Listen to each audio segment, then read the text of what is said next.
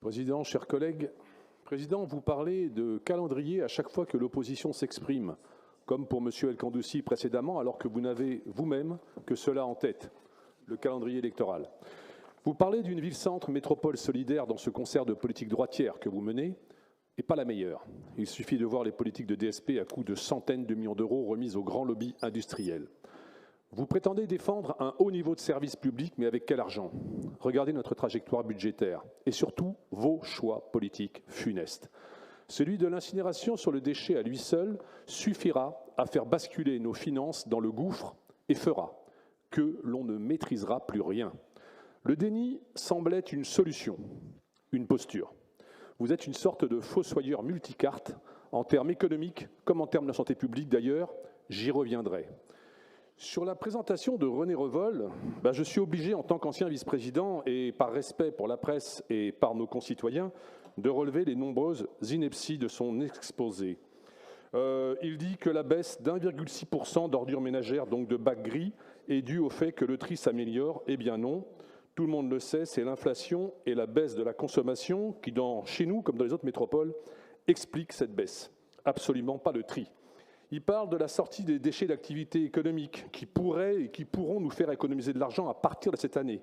Je l'ai demandé depuis le début du mandat et nous aurions fait une économie de 8 millions d'euros par an si cela avait été fait avant. On aurait pu laisser à Renaud Calvat le soin de calculer la capacité d'emprunt à disposition.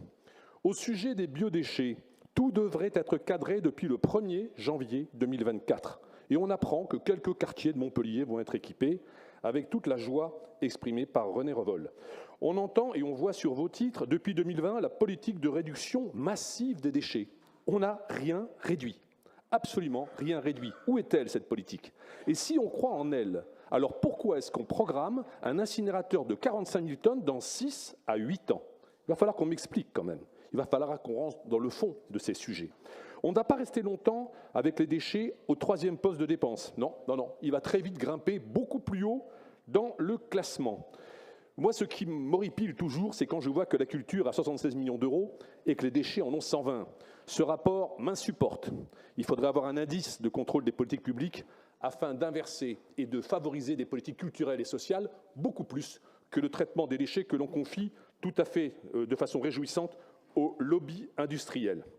Donc ça, on aura l'occasion bien évidemment d'y revenir sur les déchets, mais sur l'affaire du budget, il est nécessaire de parler de la neutralisation budgétaire. La neutralisation budgétaire, c'est une pirouette de procédure comptable, un artifice d'opacité. Le Code général des collectivités territoriales précise qu'en matière d'amortissement, la métropole peut procéder à la neutralisation budgétaire de dotations aux amortissements, bâtiments publics, etc., et de subventions d'équipement. Et ceci afin de garantir le libre choix de son niveau d'épargne. Le diable est dans le détail. Donc en matière de provision, je vous passe les détails, je rappelle et précise que cette procédure ne doit être utilisée uniquement que dans des cas limités et ne peut nullement devenir une règle de gestion des collectivités locales. Dans les faits, la neutralisation budgétaire est utilisée par des collectivités qui ont des budgets de plus en plus contraints pour se donner de l'oxygène. Et tout compte fait, cet artifice comptable est l'outil des collectivités qui ont la corde au cou. Vous nous demandez donc de voter en quelque sorte la prise de conscience du prochain naufrage budgétaire de notre métropole.